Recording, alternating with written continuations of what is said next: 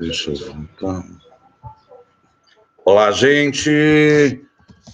Boa noite. 19h14, 4 minutos depois do combinado. Como vão? Tudo bem? Hoje nós falaremos com relação à segunda aula do Introdução à História da Arte. Nós falaremos da Idade Média, passaremos pelo Renascimento até, no máximo, o maneirismo, tá? Então, será uma noite gostosa, né? Então, vamos aproveitar agora essa aula. Como sempre, eu sempre me utilizo de um livro como um guia, como se funcionasse na espécie de PowerPoint, tá? Então, eu vou pegar esse livro. Esse é o nome dele é A Arte que mudou o mundo. Deixa eu mostrar. Vocês estão vendo? Eu quero só tirar uma dúvida aqui, se Sandrinha está vendo. Não, né? Então, eu acho que eu terei que compartilhar isso. Compartilhar a tela. Ó. E aí, quer ver? Compartilhar a tela não é. Que aqui dá para ver. Sim. Só um minutinho que Sandrinha vai resolver isso para nós. Ela vai dar uma força aqui. Arquivo de vídeo, compartilhar a tela. Compartilhar a tela. E agora nós vamos guia do Chrome, a arte que mudou o mundo, e vai aparecer para vocês agora. Tá? Vamos ver se vocês estão enxergando. Se não, mandem no chat, mas acredito que sim, tá? Ótimo, obrigado, que você já resolveu isso. Então, vamos lá mostrar para vocês algumas coisas que aqui nós estamos mostrando o Egito. Isso foi da primeira aula, até chegar na Idade Média. Só para que vocês não se esqueçam, eu acho que é muito bom a gente falar disso, vamos tentar desde o início. O início que era arte na pré-história. Depois da arte da pré-história, nós fomos para o Egito, vocês lembram disso? Né? Então, nós chegamos no Egito, mostramos algumas obras. No Egito, a gente tem que lembrar de uma coisa. O Egito é a arte a favor da transcendência. Então, quando a gente lembra daquelas pirâmides, né? Quando nós olhamos para aqueles trabalhos, eram justamente trabalhos realizados quando na morte dos faraós, para acompanhar essa viagem da morte nessa terra para uma outra dimensão, para um outro lugar, né? Que eles se transformariam em deuses nesse lugar, tá? Então, é uma arte funerária. Então, quem quiser anotar que o Egito trabalhava com a arte funerária, com a arte a favor, a serviço da transcendência. Aí eu cheguei a mostrar para vocês uma espécie de apogeu, né? A beleza da arte. Por isso que eu falo que a arte na Grécia Antiga era a arte a favor do belo, a arte a serviço do belo, né? Era a arte extremamente racional, a arte a favor da razão. Né? Lembrem dos filósofos gregos, tanto Sócrates, Platão e Aristóteles, sem lembrar dos outros, Anaxágoras, Anaxímenes, Tales de Mileto, Pitágoras, mas assim, lembrar que eles eram, primeiro, como filósofos, defendiam a verdade. E como se chegava na verdade? Através de questionamentos. Né? Era onde se chegava nessa possível verdade. Tá? Então, é uma arte a favor da beleza.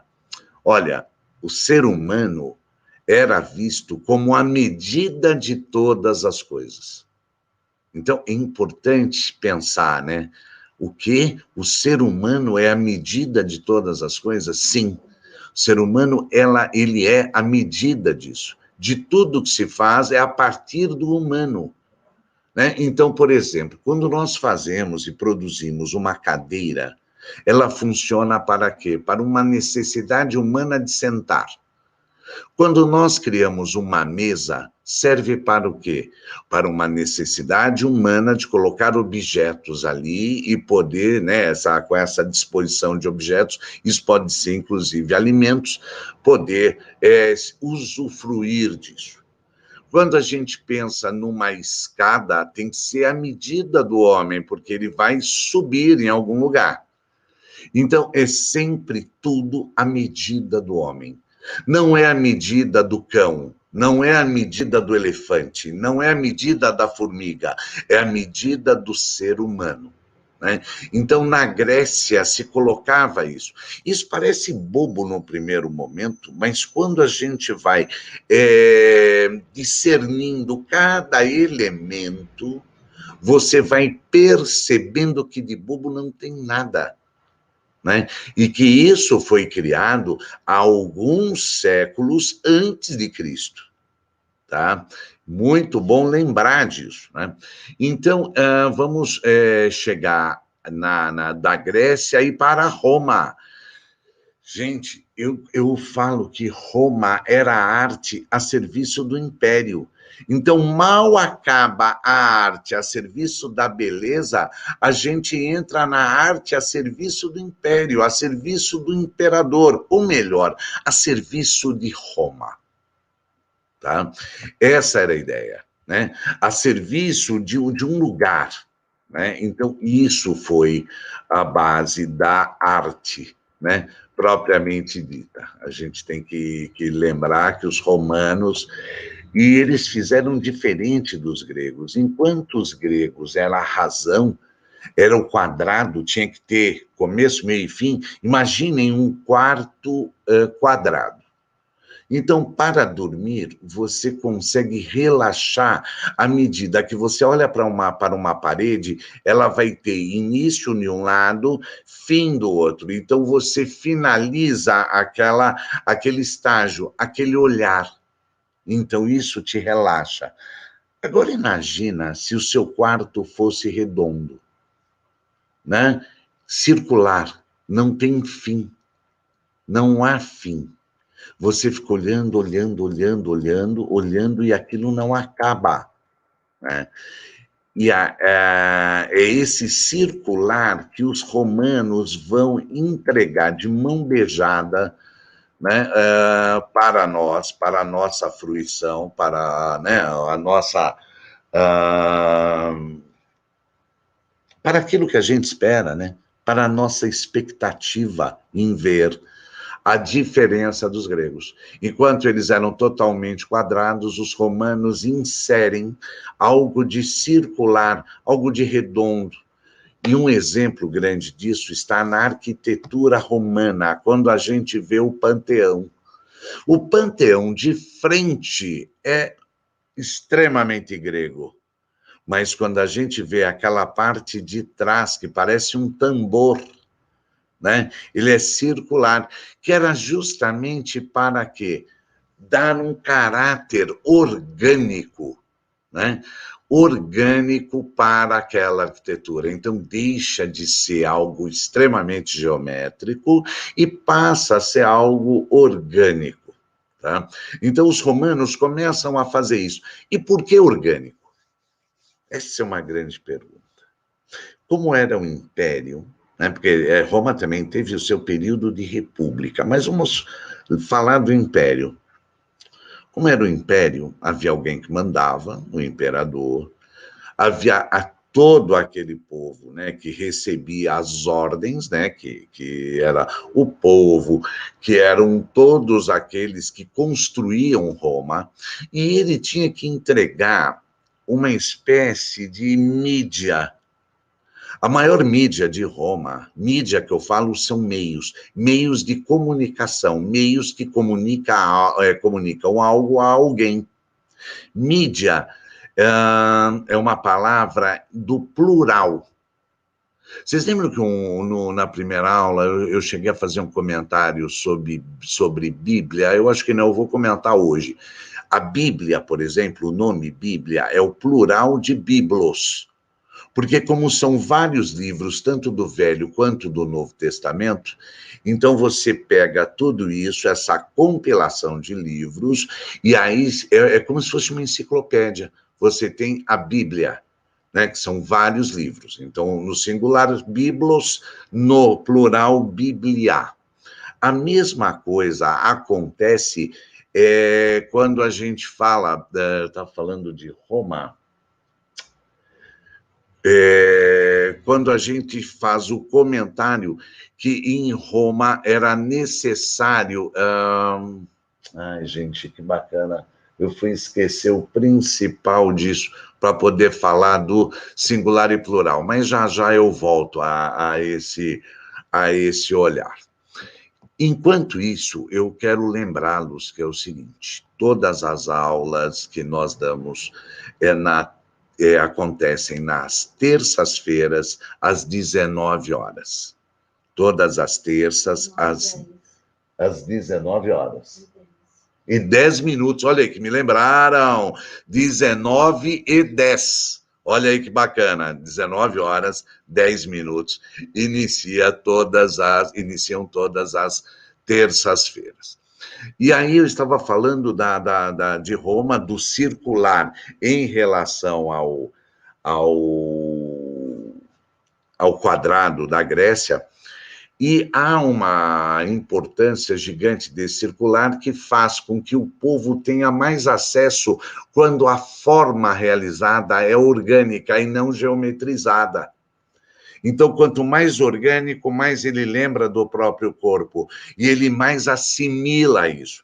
Existe uma frase na Roma Antiga que era panis e circenses, que era o quê? Se houver pão e circo para o povo, está tudo bem. Né? Por exemplo, a gente pode dar um exemplo hoje em dia, que se você permitir o entretenimento às pessoas e você der comida básica, arroz, feijão, está tudo certo. As pessoas não tendem à revolta. Né? Elas não tendem a se revoltar ou com o Império, ou com a República, ou com a democracia, ou com o sistema político, econômico que tiver naquele lugar. Então, olha que interessante isso, né? Lembrar, panis e circenses, né? Isso a gente não pode pensar que é só uma música do Mutantes que a Rita Lee cantava quando novinha, não. Panis et circenses era uma forma de fazer, não política, mas administrar o império em Roma. Eles achavam que se desse pão e circo estava tudo certo. Olha que bacana, até hoje é assim. Né? Até hoje o povo gosta de pão e circo. Né? Então, eu quero fazer um comentário assim.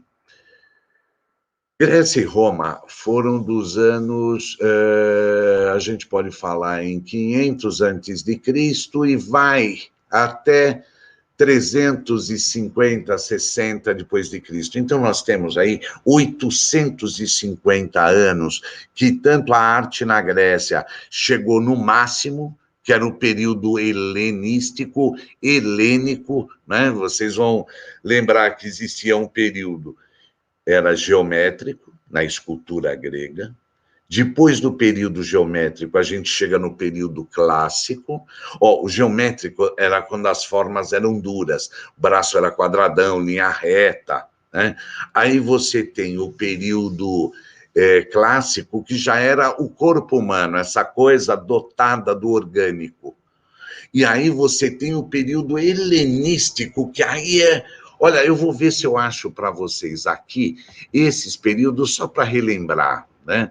É uma delícia lembrar disso, das esculturas gregas. Quer ver? Vamos ver se eu acho aqui. Nossa, se tiver, eu sei que vocês ficarão muito felizes. Peraí, aqui é Egito, vamos chegar na Grécia, só para que vocês possam lembrar disso. Hein? Vamos ver se eu tenho aqui. estiver nesse livro, a parte da escultura, nossa, vai ser uma delícia ver. Não tem. Não tem. Mas, assim, o último período, que é o helenístico, é um período de torções. É um período que o ser humano começa a se contorcer. Então, é um período que você enxerga a dor, né? É um período que você enxerga a emoção humana. Olha que delícia, olha que diferença. De um período que era geométrico, duro, passa para um período clássico, que é o humano, né? Na forma orgânica, e o terceiro período, que é um período baseado nos afetos, nas emoções do ser humano.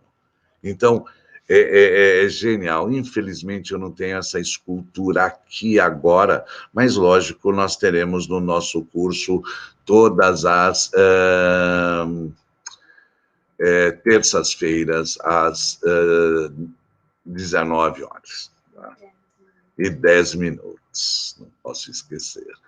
Gente, eu vou mostrar para vocês agora, né? Porque a última aula nós acabamos na Grécia Antiga. Quero mostrar para vocês o quê? Um período que foi todinho a serviço. Lembra? Olha só, né? Egito, a serviço da transcendência. Grécia, a serviço do belo. Roma, a serviço do Império. E a Idade Média todinha a serviço do quê? Da Igreja. A serviço da religião. Tá? Isso no Ocidente. É bom pensar, Edu, mas o budismo, o shintoísmo... Não. O hinduísmo, nada disso. Isso é Oriente. Estamos falando de Ocidente. Então, a igreja que dominava do Ocidente não era o judaísmo, tá? Não era o Zaratustra, o zoroastrismo, não era. A igreja que comandou durante todo o tempo foi o cristianismo. Então, é toda uma religião, né? Uma arte voltada para isso, voltada para o cristianismo. E tem uma coisa interessante, o cristianismo, quem conta a história do cristianismo? Quem conta a história que vai lá de Abraão, passa por Moisés, a abertura do rio, todos atravessando, toda aquela história, recebe o decálogo, né? Os 10 mandamentos, que é uma espécie de lei para ordenar a sociedade da época. Então, passa por tudo isso, até chegar em Cristo, contar a história dele até a crucificação, a sua, como é o nome? A ressurreição, e depois disso ainda existem outros livros na Bíblia, que vai terminar em Apocalipse, que era o fim, né? Então, conta a história do início, que é de Gênesis, todo aquele esquema do Adão e Eva, todo aquele rolo, né, da cobra, né, que tenta a Eva. Então, toda essa história até chegar no Apocalipse. Quando a gente pensa no cristianismo, a gente lembra nas palavras gregas alfa e ômega. Então, é de alfa a ômega. Ômega é a última palavra do alfabeto grego.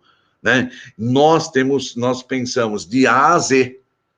A Bíblia tem essa função de ensinar, dar um manual de conduta àquele que lê. Por isso que vai de A a Z. Tudo que você precisa consta nesses livros. Essa, pelo menos, era a ideia. Então, gente, essa arte que começa lá em 300 e vai parar em 1300, portanto, ela tem 1000 anos de história. Gente, 1000 anos não é pouco, são 10 séculos. 10 séculos de história. Vai passar pelo período merovíngio, carolíngio, e vai embora. Né? Então, nós estamos falando em 400, 500, 600, 700, 800, chega no ano 1000, 1500, não, 1100, 1200, até 1300. Então, é um período muito importante na história da arte.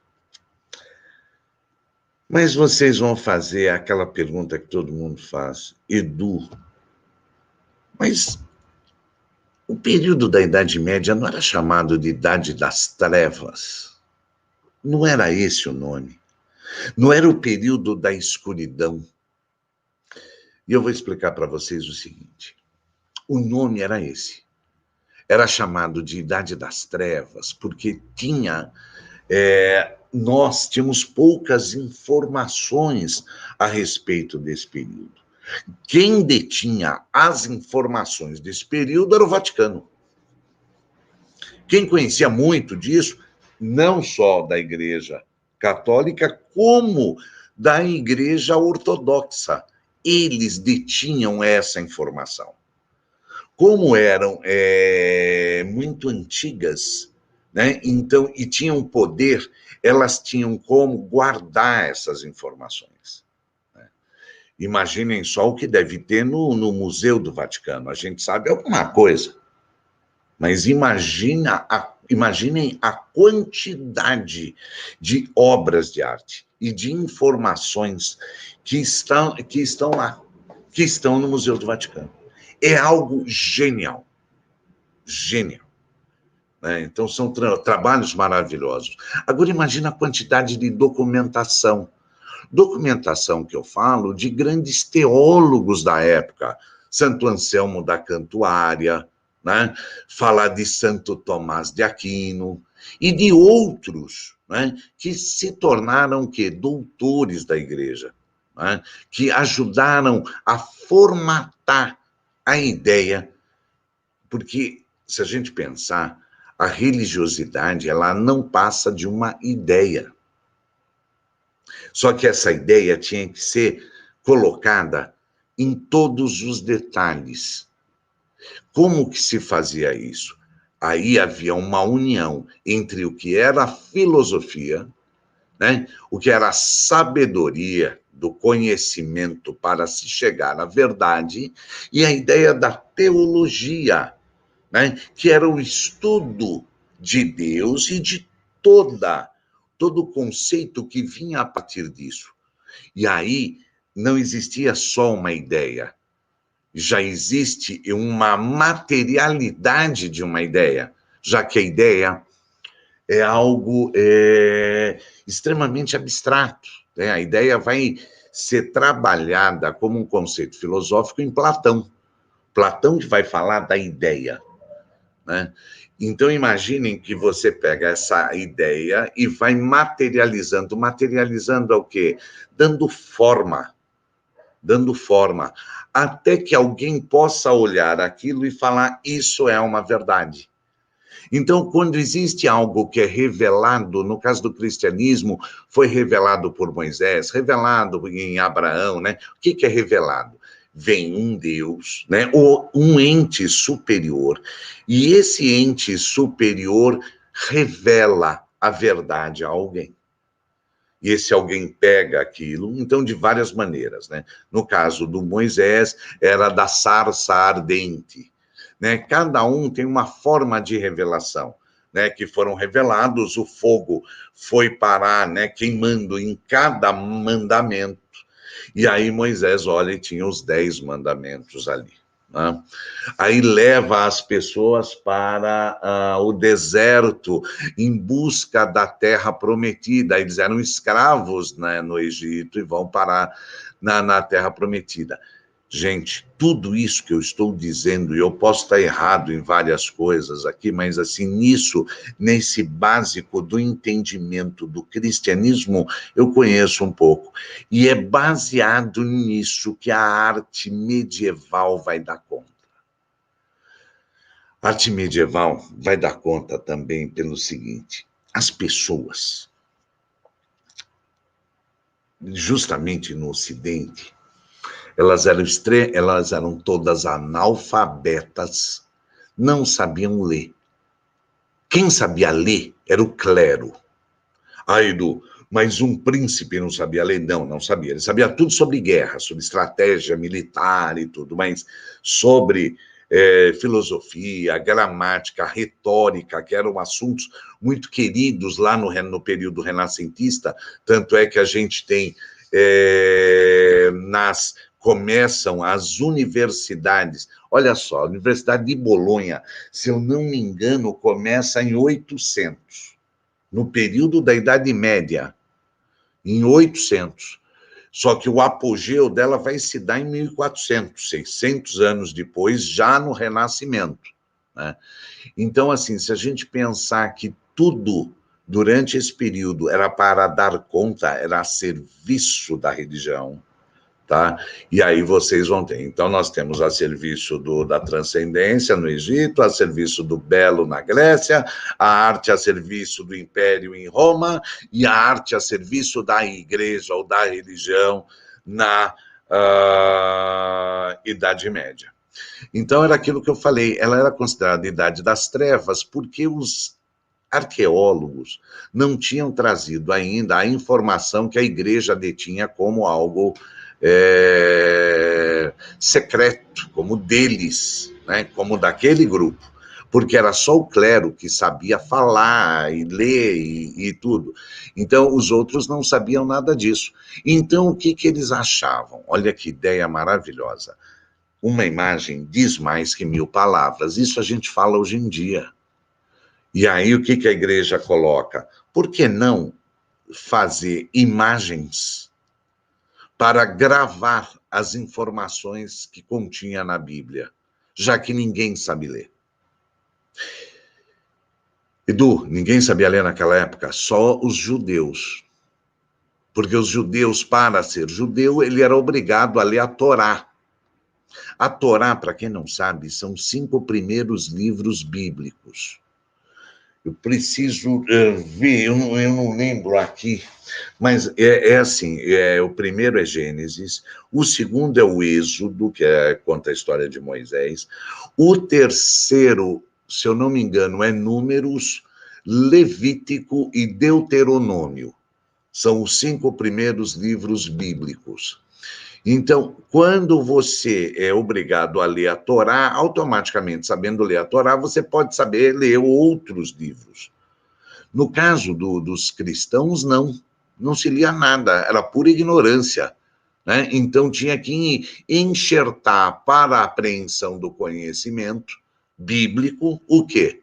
Enxertá-los de imagem, né?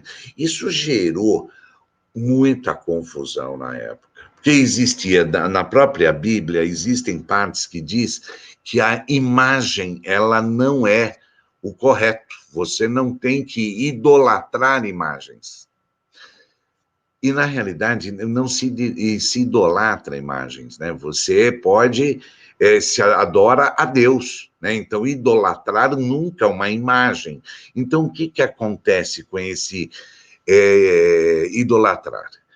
Existiam uns que, como idolatravam imagens, eram conceituados como idólatras, chamados de idólatras. Existiam outros que eram os iconoclastas, tá?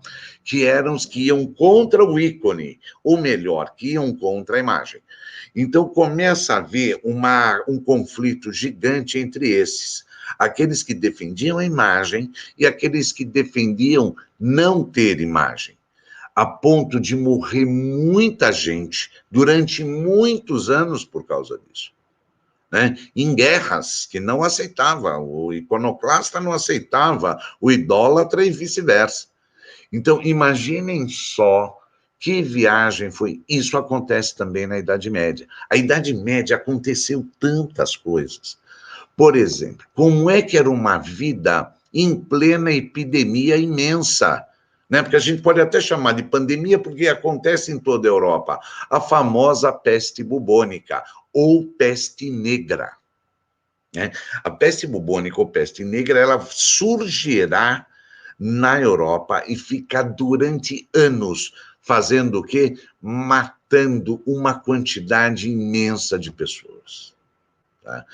Então, isso também surgirá na Idade Média. Então, a Idade Média não era uma obscuridade, não era o escuro, não era trevas, não era nada disso. A Idade Média aconteceu muita coisa. Olha, eu vou dar um exemplo do que acontecia na Idade Média também. Existia o senhor feudal, surge a ideia do senhor feudal na Idade Média. O que esse cara tinha? Ele tinha um castelo, o senhor feudal, e ele tinha os empregados que tinham seus ofícios. E do que é um ofício? Ofício é o seguinte, um serralheiro artístico é um ofício, né? É um oficial, porque ele tem o ofício da serralheria artística. Ah, mas um marceneiro é um oficial, porque ele faz da marcenaria, ou melhor, né, da produção, de transformação das madeiras para a criação de portas, esquadrias e uma série de outras coisas, né? Quer dizer, é colocar a madeira para a sua função, para a função que o homem vai se utilizar. Então, é muito bom isso. Interessa-nos por demais essa ideia, né, do ofício. Interessa-nos por demais pensar o ofício, né?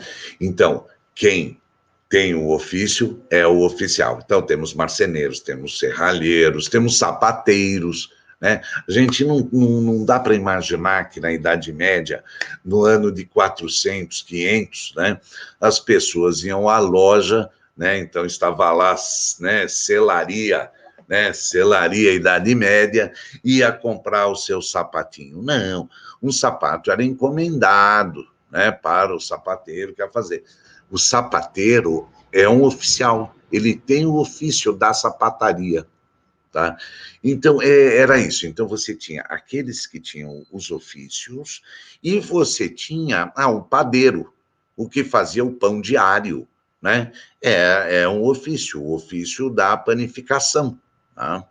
Então, esses existiam, e existiam também escravos, às vezes, no local, né? Também ele tinha uma série de escravos, tinha os seus cavaleiros, né? Porque, assim, cada feudo, ele tinha que se proteger. Era uma circunscrição geográfica, né? Era digamos, um muro. Tanto é que nas cidades europeias, muitas delas são cidades fortificadas, né? Por quê? Com medo do outro, da outra cidade invadir, com medo do senhor feudal do outro lugar invadir. Nós temos que pensar naqueles outros, nos castelos. Vocês lembram de filmes, de séries, de desenhos animados? Você tinha do lado do castelo o fosso, que era para ninguém invadir. Você tinha uma ponte levadiça, e você tinha, além da ponte levadiça com o fosso, você também tinha os jacarés, lembram? Que era para não permitir, né, que alguém invadisse aquele lugar. Ah, mas era só um castelo? Não, esse castelo era um lugar, era um feudo. E ele ficava no meio do feudo. Tinha as casas desses oficiais e a casa dos cavaleiros, as casas dos escravos, todos que viviam ali na dependência do senhor feudal, né? Eu não vou chegar aqui e discutir sistema econômico feudal, né, o feudalismo economicamente, até porque não há tempo hábil para a gente ficar nessa discussão. No curso eu consigo ter mais tempo para a gente discutir isso, tá? Mas lembrar bastante disso que eu disse, né? São 1000 anos de história, 1000 anos de arte que fala do quê? De igreja, de religião, de narrativa bíblica. Olha, lembrar dessa palavra, dessas duas palavras, narrativa. Por que narrativa? Porque conta uma história, há uma trajetória, né, de várias pessoas durante esse período. Então, é uma narrativa bíblica e é contada através de imagens. Isso é maravilhoso, isso é genial. Aqui, gente, quer ver? Eu vou passar para vocês alguns trabalhos, né? Olhem só esse trabalho aqui. Como é maravilhoso. Isso aqui é São Lucas. Eu quero que vocês notem uma coisa. Isso já é do século XIV, já tem uma profundidade. Quando eu falo em profundidade, eu estou falando em tridimensionalidade. Algo 3D. O que é 3D? Altura, comprimento e a profundidade. Tudo bem? Nós somos assim. Altura, comprimento e profundidade. Aqui a gente consegue enxergar no século XIV. Antes é muito difícil, mas eu vou mostrar. Entendeu? Deixa eu puxar para vocês. Reduzir essa imagem, mas assim que vocês tenham uma ideia. Olhem só. Que ideia maravilhosa, né? Que esse artista teve para apresentar isso. Né? Olhem bem que coisa maravilhosa. Temos Maria, mãe de Jesus, segurando o menino, né? O menino Jesus aqui. Aqui alguns santos, né? que eram colocados na época. Isso é um trabalho do período bizantino, lá em Bizâncio. Tá? Edu, o que é Bizâncio? A gente pode falar em Constantinopla. O que é isso? Turquia. Né? Então, hoje a gente sabe, né, que Turquia foi um dos lugares onde a igreja mais... onde ela se fixou nos seus inícios, no seu princípio. Né? Bom falar disso, bom falar de princípio. A palavra príncipe, já pegaram, vem de princípio, vem de início, vem de principiar, de começar algo. Né? Então, é nesse período que essas palavras vão se formando através de um latim mais trabalhado, que vai originar italiano, o espanhol, o francês, o português, o romeno, né? Entre outras palavras. Mas, assim, tudo isso acontece nesse período, né? Essa transformação positiva em algo melhor. Né? Só um momento, gente. Pois não? Voltando. Aí nós temos aqui, dentro da linha do tempo desse período que vai de 300 até 1300, nós temos algumas obras aqui. Olhem só como era a arte naquele momento. Percebam que não há a profundidade. Você vê altura, você vê comprimento. A imagem é chapada, bidimensional, altura, comprimento, bidimensional. Não tem a ideia e a tecnologia suficiente para criar a ilusão de profundidade. Né? Porque eles são pequenos. O quê? Porque eles são pequenos? Porque isso aqui nem está mostrando, na realidade, o tamanho deles. Né? Isso aqui, mesmo que você vê os pés, né, que estão aqui, e aqui a cabeça, e você vê uma figura praticamente achatada, mas ela não carrega a ideia de dimensão. A dimensão, é importante essa pergunta, porque isso vai me lembrar, na pré-história, a dimensão tinha uma importância imensa. Tem uma época da história da arte, que a Mesopotâmia, antes da Síria, da Suméria, era assim: o homem tinha que ter uma barba muito grande. Quanto maior a barba, mais poder ele tinha. A mulher era menor, porque ela não tinha o mesmo poder que o homem. Aí, já os etruscos, muitos séculos depois, um pouquinho antes de Roma, já era diferente. O homem e a mulher eram do mesmo tamanho. Aí vocês vão falar, mas demorou tanto? Não, no Egito, o faraó e a esposa eram da mesma altura. Né? Porque aí já eram casais que se gostavam. Então, eles não enxergavam essa coisa do tamanho. Do poder? Não havia essa relação de poder. Homens e mulheres da mesma altura, do mesmo jeito. Nos etruscos, antes de Roma, os homem e mulher ficavam deitados, como se estivessem num divã, num recamier, E os dois, um do lado do outro, deitadinhos, juntos, sorrindo, né? Que era um casal, mostrando justamente o que inicia uma civilização. O que inicia uma civilização é um homem e uma mulher que vão o quê? Ter filhos. E essa prole formará o mundo. Então, essa era a ideia da antiguidade. Então, olhem só essa obra, esses dois aqui, olhem só como era algo precário, né? Quando a gente pensa em arte, aqui há uma precariedade, né? Precariedade no quê? Na construção das formas, né? Vocês veem que eles tentam, de alguma maneira, fazer uma perspectiva, colocar essa pessoa em movimento, né? Ela tem um jogo, né? Mas não consegue ainda, a coisa fica dura, tá vendo? Né? E isso, olha só de que ano é. Nós estamos falando em 320 a 350 da Era Comum, né? Depois de Cristo, né? Olha só o tempo que foi realizado isso. Aqui, esse trabalho está na Basílica de San Vitale, na cidade de Ravenna, na Itália, período românico, né? Essa igreja é todinha românica, né?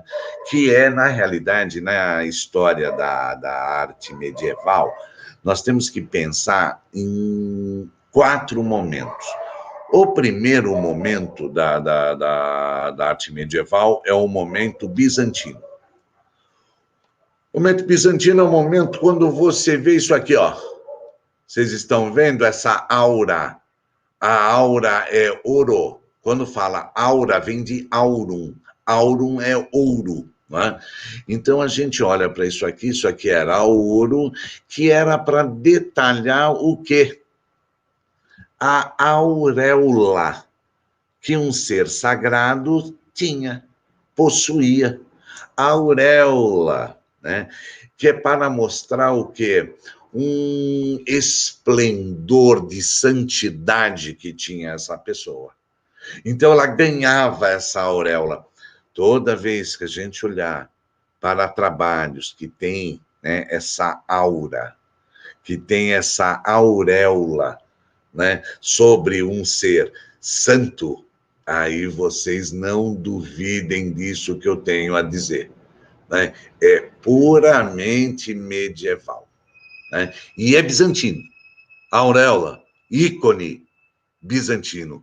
Edu, eu fui de uma igreja ortodoxa e eu olhei naquela igreja vários quadros de ícones, onde havia Maria, mãe de Jesus, com a aura, outros, né, santos famosos da Igreja Ortodoxa também com a aura. Isso é bizantino. Tudo bem? Vem um segundo momento no segundo não, eu esqueci do primeiro, que é o paleocristianismo. Paleocristianismo é o cristianismo da Idade da Pedra, vamos falar assim. São os primeiros cristãos.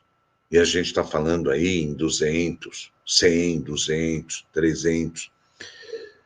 Os romanos não permitiam que eles tivessem livre exercício da sua religiosidade. Né? Você tinha que ser adepto aos deuses de Roma, né? Ao paganismo romano. Mas eles não. Eles eram cristãos. Eles acreditavam em Cristo como Filho de Deus. Para que eles pudessem ter essa liberdade de culto, o que eles tinham que fazer? Fazer isso escondido, para que os romanos não soubessem, senão ia, né, transformá-los em farinha. Né? Eles iam ser mortos e não iam permitir que eles vivessem, pelo menos não bem. Né? Eles iam sofrer bastante. Isso quando não eram presos, mas geralmente sofriam muito. Né? Os romanos não permitiam. E aí existia uma rua conhecida como Via Ápia. Né? Na época era a estrada que ia para o mundo. Você entrava na Via Ápia em Roma, até hoje existe.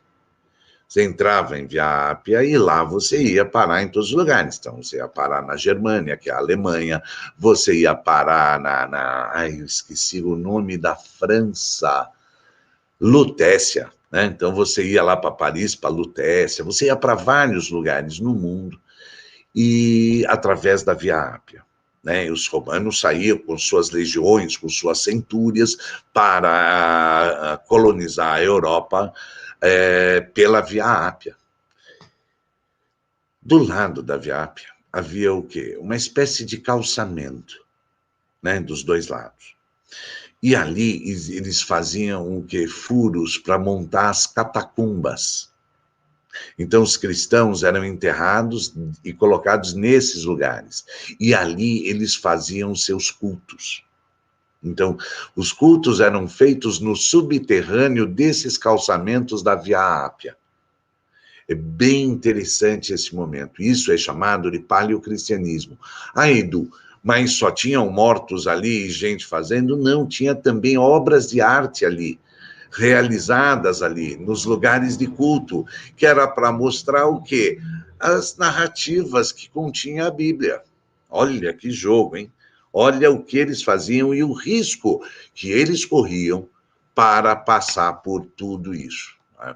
Então, olha só, eu vou descer mais algumas coisas para que vocês tenham ideia do que era a Idade Média. Olha esse trabalho aqui, ó. Que coisa maravilhosa. Né? Isso aqui é São Pedro. Né? Deixa eu mostrar para vocês.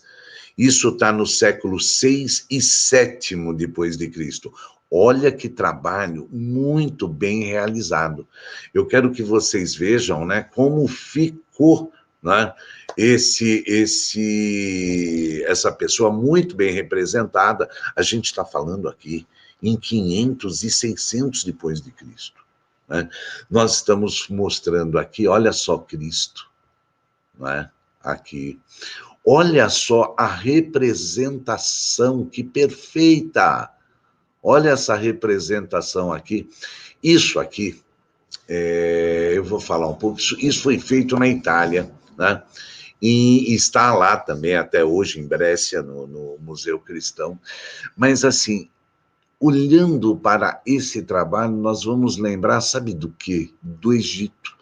Existiu no Egito um período que eles pintavam assim, ó, dessa forma, a tecnologia para pintar retratos. Então, a gente vê uma retratística muito bem trabalhada. E aqui, a Idade Média, olha só São Pedro com o quê? Com a auréola, né? A auréola sobre ele. Né? Ele é santo, né? Então tem uma importância, ele é sagrado. Né? Olha que bacana isso aqui também, ó, olha só esse trabalho, que é do imperador Justiniano, né, com o seu grupo. Deem uma olhada nisso aqui, que trabalho bonito. Olha só.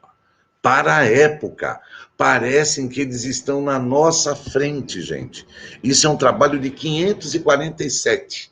Ela fica lá na Igreja San Vitale, lá em Ravenna, na Itália. Olha, vou mostrar outro. Que coisa mais gostosa de ver, gente. Olha isso aqui. 700 depois de Cristo. Olhem esse trabalho.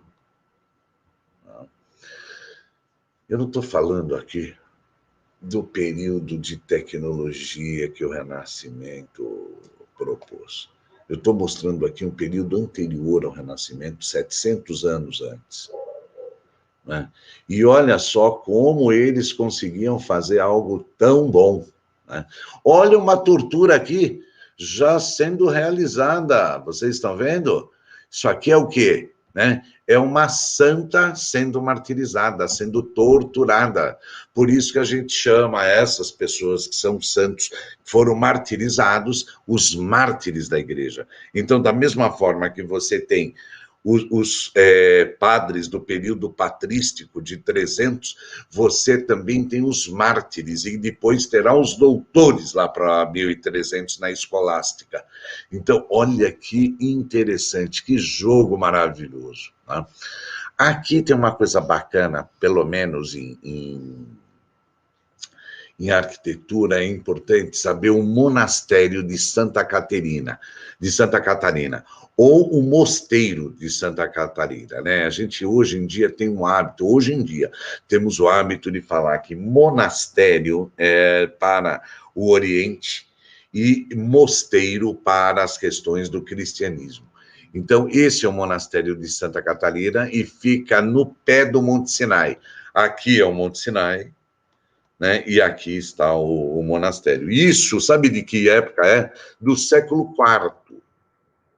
A gente está falando em 300. Nós estamos falando em 300. Tá? Aqui também um trabalho interessante, mas é pena que a qualidade desse trabalho inviabiliza, né, aumentar, senão nós vamos perder qualidade de imagem. Já não tem. Olhem aqui outros, né, que é o Arcanjo Miguel e Gabriel, né? Olhem bem a pintura, como era realizada. Aqui o Imperador Nicéforos, olha esse trabalho, né? Aqui já muito mais preocupado do que aqui, se a gente olhar. Esse é de 1078, esse é próximo, entre o século X e XI, né? Observem a diferença de qualidade. Olha a postura desse aqui. Ele já está de lado, já tem outra postura em relação a essa que está chapado, né? A obra chapada. Então, não se esqueçam disso.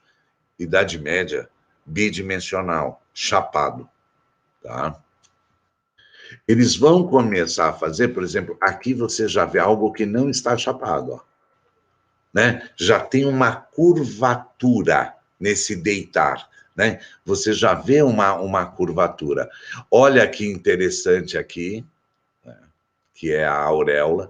Aí vocês vão me perguntar, Edu, você falou que a auréola é no período bizantino, mas esse período é o bizantino no século XI? Não, é bem anterior o bizantino.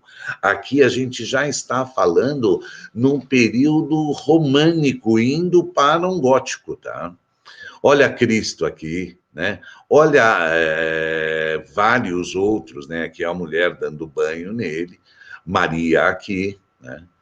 E o bebê ali, os animais, José, né? São José aqui. Então a gente já começa a observar, né, os anjos e vários, né? Olhem esse aqui, que genial também, né? Olhem bem essa escada, né? O que essa escada está fazendo, gente?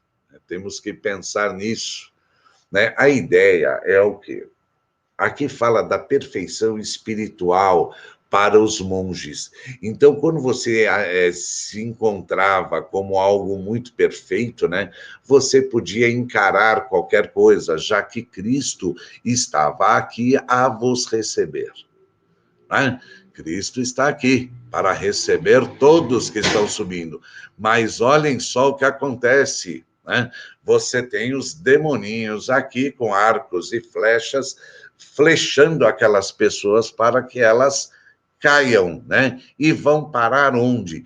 Elas vão parar no ínferos. Vocês sabem o que é ínferos? É o que origina a palavra inferno. É lá embaixo. Ínferos nada mais é do que a palavra inferior.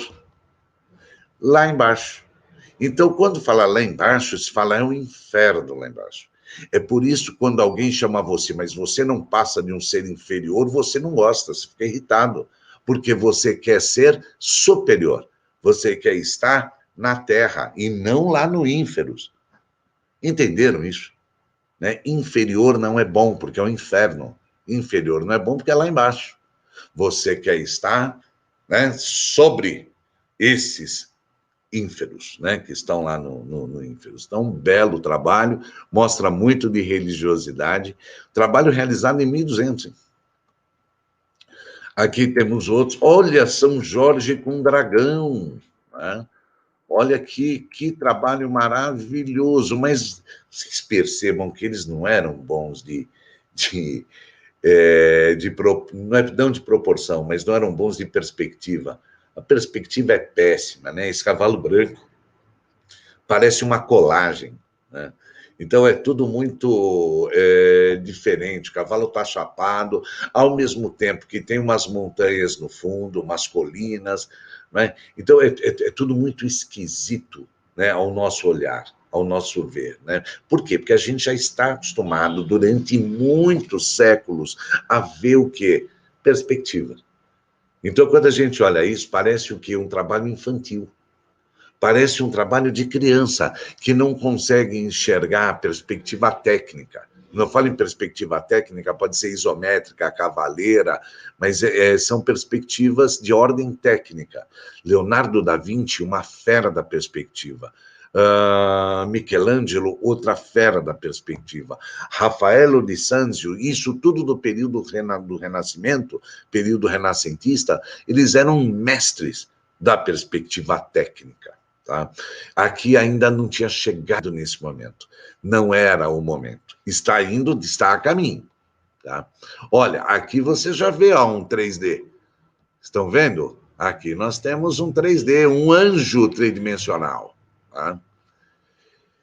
Eu quero fazer uma pergunta para quem está assistindo agora. Um anjo é naturalista? Quando você pensa numa obra de arte, ela pode ser abstrata, ela pode ser abstrato geométrico, ela não precisa ser geométrico, ela pode ser um abstrato todo voltado ao orgânico, via um grande artista chamado Frank Stella, do período contemporâneo. Né? Uma obra, ela pode ser figurativa, que nem essa. Isso é figurativo. Você tem um anjo, você reconhece por causa das asas, né? Isso aqui é um anjo. E aqui você tem a Virgem Maria, pela sua posição, pelo jeito, pela candura, pelo azul que é representado, né? Então nós temos duas figuras conhecidas, Maria, mãe de Jesus, e o quê? Um anjo. Agora, isso é naturalismo? A gente pode falar que isso é do natural? Não, porque anjo não é natural, ou pelo menos não para mim. Eu nunca vi, né, voando por aí, ou mesmo conversando com alguém na esquina, eu nunca vi um anjo. Então, ele não é naturalista, ele não é um objeto natural, ele não é algo natural. Ele não é ordem, ele não é da ordem do natural. O natural que eu falo, da natureza. Ele não é, né? Um anjo não é um humano, mas também não é um cachorro que a gente conhece, né? Não é um leão que a gente conhece, não é isso. Um anjo é algo da ficção, é uma criação, né, fictícia, né? Não é da ordem do natural. Isso é legal, a gente também discute muito isso durante o nosso curso. Não se esqueçam, todas as terças, nesse horário que eu comecei, 19h10. Todas as terças, tá? Vocês vão se deliciar com isso, porque história da arte não é só para ser erudito. História da arte é para você aplicar durante a vida. É um negócio tão interessante da quantidade de coisas que a gente aprende. E por que isso? Porque a história da arte é a história da humanidade, a história da civilização através de imagens. A gente vive como? É imagem o tempo inteiro. Né? Se você entrar na televisão, você vê imagem. Se você entrar na internet, você vê imagem. Se você está na rua, você olha para cima, um outdoor. No outro lado, um front door. Se você vê uma padaria, está cheia de imagens. Se você entrar nela, imagem de pão, imagem de leite condensado, imagem de leite, imagem de coxinha, imagem de tudo. Então, nós vivemos a partir daquilo que a gente vê. E vê o quê? Imagens. Importantíssimo pensar nisso que eu estou dizendo. Imagem, tá? Então, não se esqueça, todas as terças, 19h10, eu estarei aqui falando para vocês sobre arte, né? Que eu tanto amo. E eu sei que vocês também, porque ninguém fica aqui comigo me ouvindo sem gostar de arte. Tem que gostar. O ícone como talismã. Olha que lindo isso, gente. Isso aqui é um trabalho russo, né? Deixa eu aumentar um pouquinho para vocês. Deixa só um pouquinho.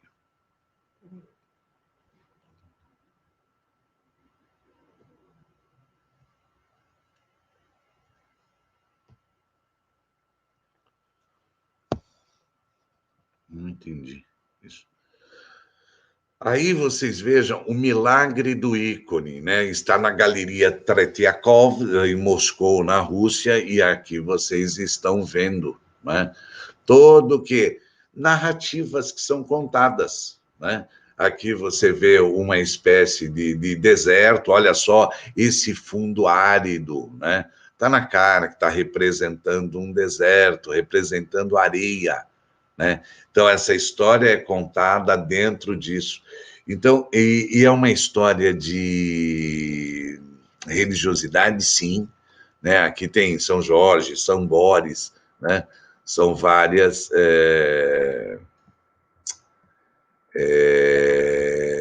narrativas bíblicas. Tá?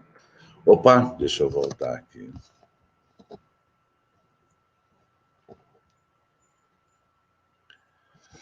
Aqui, Andrei Rublev. Olha essa obra, por favor, com bastante carinho, observem isso. Olhem isso aqui. Né? Isso aqui mostra... Tem muita gente que fica esperando o poder, né? De Cristo, o poder de Maria, né? A mãe dele. O poder dela está na candura. O poder dela está na candura. E eu vou dizer uma coisa para vocês. Nós pintarmos alguém não é difícil. É fácil, inclusive. Existem técnicas 1000 para que você possa pintar alguém. Agora, você pintar a candura de alguém, aí é muito difícil. Olha só, deixa eu aumentar um pouco, para que vocês tenham uma ideia do rosto dessas meninas. Observem isso, né? Observem que há uma leveza espiritual, e é justamente isso que o artista quer mostrar, a leveza espiritual, todas com auréola aqui. Mas mais que a auréola, é esse detalhe dessa cabeça, né? É uma expressão cândida, isso é muito bonito, porque é isso que quer ser mostrado. As pessoas, lembram que eu falei isso? Eram ignorantes, não liam, não entendiam a Bíblia ou os livros sagrados como um todo. Quando elas olhavam, né, para isso, elas sentiam. Então, é essa emoção do sentir que era o resultado da produção artística, né? Da produção do artista. Era esse o resultado que deveria ser feito. A Bíblia era só para alguns, né? Sim, só para o clero. A Bíblia só existia para o clero. E aí ficava só as figuras, as imagens para as pessoas comuns. Sim, as imagens eram para que elas entendessem, né, o que se passava, a narrativa. Né? O que eles queriam passar. E isso, contar a história. Na realidade, hoje a gente vê, porque assim, durante alguns séculos também se achava que o que era mostrado era mentira. Né? E hoje a gente sabe que em todas as igrejas, o que sobreviveu do período da Idade Média até hoje não tem mentira, eram as passagens de Cristo, né? Que quem lê entende que é. Mas durante alguns séculos muita gente ficou desconfiada, né? Era a teoria da conspiração medieval. Vamos passar aqui. Olhem bem isso aqui, que bacana, gente.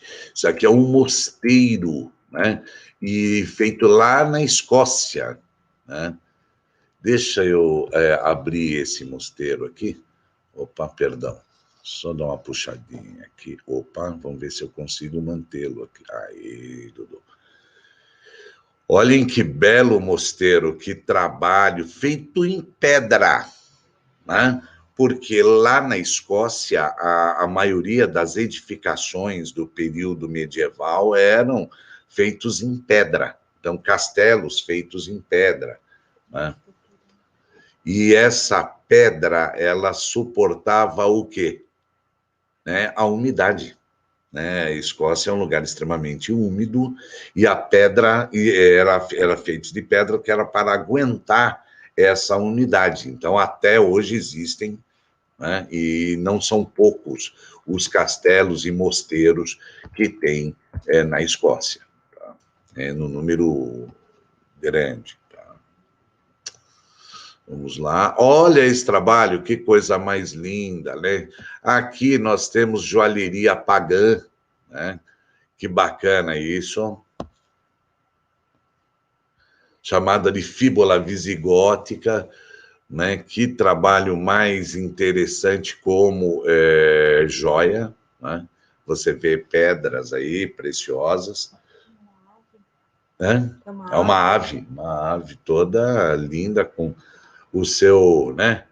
As penas aqui, feita com pedras normais e aqui com pedras preciosas no centro. Joalheria é uma coisa importante, porque, assim, lembrar, no Egito, joias. As joias mais lindas que existem até hoje eram joias do Egito Antigo, né? Que você olha e fala, nossa, cada pedra que era imensa e uma lapidação impecável. E aí tinha um símbolo em cima disso, né? Tinha vários símbolos, era A maioria dos casos, sim, porque quem tinha essas joias também era quem tinha o poder. Então, eram faraós, família dos faraós, escribas que tinham alguma coisa como anéis, né? Até para mostrar a diferença. Eu sou um escriba. Né? Olha só, aqui é um outro espaço e que tem o que nesse espaço? Um vitral chamado Santa Columba, né, que fica na Catedral de Dunkeld, na Escócia. Eu vou diminuir porque já estourou a imagem. Esse é o problema. Aqui alguns outros trabalhos. Opa, um elmo! Olha o elmo de guerra, né? Estamos falando em 625 depois de Cristo. Olha isso, um elmo de guerra. Vocês imaginam, gente, que isso aqui é um ferro. Agora imagina o peso disso na sua cabeça, né? Então eram ligas que vai dar nesse ferro e colocar na cabeça, porque funciona como um capacete, né? Então essa máscara aqui da frente, mais essa parte toda do capacete, imagina o peso disso. Só que eles não carregavam só isso na cabeça. Eles carregavam no corpo todo uma armadura de ferro. Então, imagina lutar com isso, né? Você tinha uma lança também de ferro contra o outro com uma roupa dessa, também na briga entre você e ele com esse peso. Imagina quanto chegaria, né, o peso disso tudo num corpo humano. Uma força descomunal. Um preparo físico grande. Não, um preparo físico extremamente... Não é qualquer academia, tem que ser uma academia da Idade Média para dar, né, esse suporte, essa sustentação toda para o guerreiro. Tá?